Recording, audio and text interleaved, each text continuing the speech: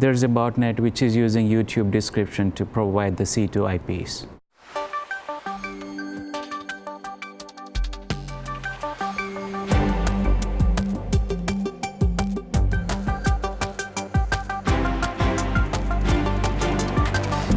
So Ganesh, why don't you tell us about the Stantinko botnet?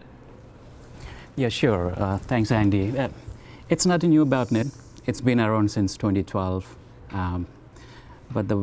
but it has a new tactics which are incorporated using some sort of mining. What kind of mining it's used and the tactics, that's what I want to basically talk about it. Okay. It's currently holds about 500,000 strong bots in it. Okay. I mean, it's pretty robust. It's been around for a long time. Initially, it started as password stealers, I think click fraud, ad injections. And it's primarily targeting users in Russia and those kind of countries like Russia, Ukraine, Belarus, and Kazakhstan. Mm-hmm. The new thing is Monero cryptomining module. That's the one actually incorporated into the propagation method. Monero miner is where I think it varies between 50 at the lowest value and maybe 110 at the peak at this moment of time. Okay.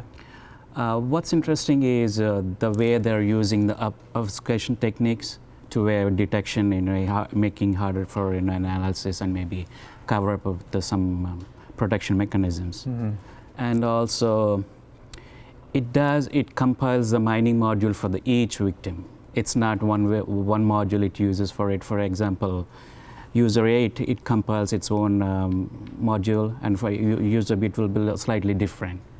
But the way these researchers from the ESET does is they did find out some similarities and came up with some interesting analysis techniques. And they're going to promise, actually, they're saying the blog is so big, they want to come up with a second blog with how these can be detected and maybe some other recommendations. Okay. I'm waiting for that one. Yeah. It's really interesting.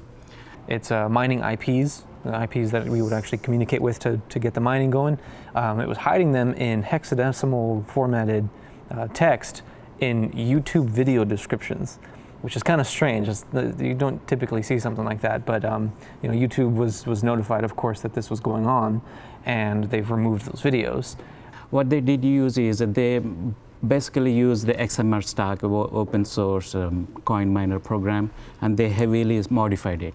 For example, they took out all the flag by removing the unnecessary functions, maybe unnecessary callbacks, and they made it so compact and to the point. So if anybody looking at it, reverse engineer, they couldn't really make it the similarities between that code and this one because they cleaned it. So yeah, you cleaned it. Yeah. If you do the file checks, the sizes are different. Right. So that's one way. What they're doing is they're using the mining pool. They're not directly communicating with the mining pool, which is typical how any mining pools will act. Instead, they're using YouTube headers to communicate, to provide the C2 communication. Clever. How are they doing it? For example, let's say we have a ThreatTraq video and there's some description at the below of the video. Mm-hmm. In the description, they have hexadecimal value, 16 digits or something, sometimes more. And it has, when you actually decode it, has IPs of the proxy IP. Oh, okay. For example, in this one, I'm showing it. This is the one of the example value here. In fact, it's a combination of two IPs. It's two C2 IPs. Hmm. So the way it does is it tries to reach those IP addresses or C2, proxy IP addresses. The first one, very first one, which is alive, it tries to communicate with that. And as soon as it communicates, it tries to get the module downloaded to the local, to the victim. Mm-hmm. It's not loaded onto the hard disk. It only stored on the memory. Okay, so it's harder to detect. It's harder to detect. For like an AV engine. AV engine. Typically, they can't read the file. Yeah, if it's not written to disk, they don't really see it. There are no certificates unless you have observing it for a long time. Right. And already, actually, they had certain modification to the way they're doing it. Instead of hexadecimal value, what they're doing is they're using command line parameter to identify the YouTube parameters. For example, this would be of this format. Like you have the URL, and watch, and this is a parameter which actually calculates based on the victim IP, some hardware ID number, something like that. That's what they're trying to figure it out, because it was really obfuscated. They're trying to deobfuscate that one. Right. It's going to be a little bit like whack-a-mole in that you've taken down the videos that you were able to identify as having these encoded strings in there, but nothing really stops anyone from posting up new videos. So it's going to be a little bit of a challenge on Google's end to automate the process of detecting, whenever this happens, and then of course removing it and remediating it. It is executed in one or two ways. The first way is by running a run.dll.32.exe. Okay. And the second way is they use something called BEDS. BEDS stands for Browser Extension Downloader Service. I think what it does is, as I said, it just stays in the memory, and it won't be written to the disk. But when it tries to execute, it kind of decrypts and tries to communicate with whatever the IP proxy. Okay. So that's the uniqueness of the BEDS. Yeah. So that is different. Yeah, what's interesting about this is that the researchers already alerted YouTube to how the header descriptions are being abused. And, fortunately, YouTube was able to take down the videos, right? But it's always going to be that kind of, running game about, them posting new videos with new ways to abuse those parameters and then pass those on to newly infected or previously infected instances of the malware. So, it's an interesting way to keep the malware, fresh and be able to keep it active over time. Yeah, that's a good point. That is true. That is true. I mean, that's one of the... go ahead, Mike.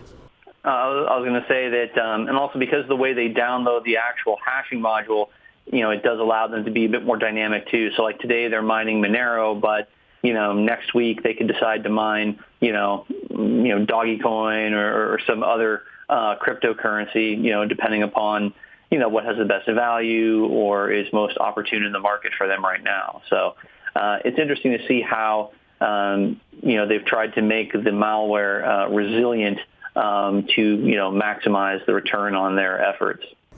That is true. Actually, I have one point about what Mike said. That's a really good point. One more thing, while it is doing, basically the communication is TCP and it's RC4 encrypted. And there's one unique characteristics they found. It has 26 characters of the pi, like 3 point, whatever, it goes up to 26 characters. Okay. And it's followed by the base 64 encoded value. So in the sample, they observed that first 26 to be the common to all the variants. I think that's what they could able to figure it out, some variants of the specific Stantinko botnet. And another unique feature is the code is downloaded at the start of the communication. For example, the victim, as soon as it communicates with the proxy, that's the Monero proxy, it downloads the code onto the system. So why they are doing, like Mike said, the key point here is they can change it on the fly. For example, today they are using it for Monero. Tomorrow they can use it for another coin miner, which may have more return by their money. So they can change it on the fly. So just a code update in one location and it will be propagated to the victims whenever they try to communicate with it. Yeah. I think that's very easy to do. And how did they find out this is Monero? For example, in the blockchain, they have something called height of blockchain. For example, in the mining pools, they have like a 0 blockchain. That's the start of any blockchain. From 0 to, I think, every 10 minutes, they try to add another blockchain to that number. Okay. For example, Monero have certain number of blockchain values, and another one will have certain number of blockchain values. But the way I highlighted here is height in 118.157.11. That corresponds to Cryptomining R, which is basically Monero. Oh, okay. That's how they figured out they're targeting actually Monero in this case. Okay. Clever. Yeah. And it has some unique, clever features. For example, any competing crypto mining modules are there, it tries to kill them. Yeah, I see. It's got like a blacklist of different like arguments it's looking for, and if it finds one, it knocks that process It knocks them off. out. It knocks them out, and also it detects any security software. I think it could be AV and maybe anti-malware softwares. Yeah. How does it does? It has a CRC values of some huge list of security softwares. While it is actually scanning any victim, it tries to get the running processes and calculates the CRC values and hashes for them, and compares that value with the list they have. So, okay, once it does some other thing.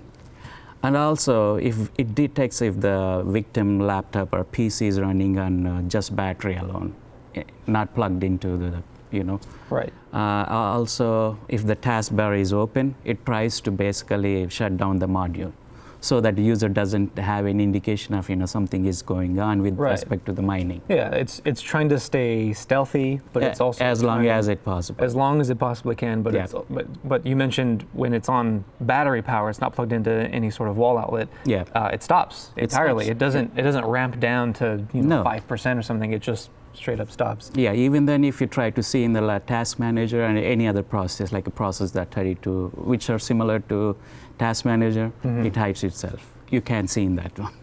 Huh. So that I thought a very interesting tactic. Yeah, there's a lot of hiding in plain sight. Hiding in plain sight. Tactics going on. I think the way the Stantinko botnet is delivered is by web injects and ad injects. So that means it can come through a blended threat like a mal spam, or also maybe someone is trying to go to visit some malicious, questionable sites. These miners can be downloaded. I think a basic internet hygiene should be followed. That kind of mitigates the risk for this specific threat.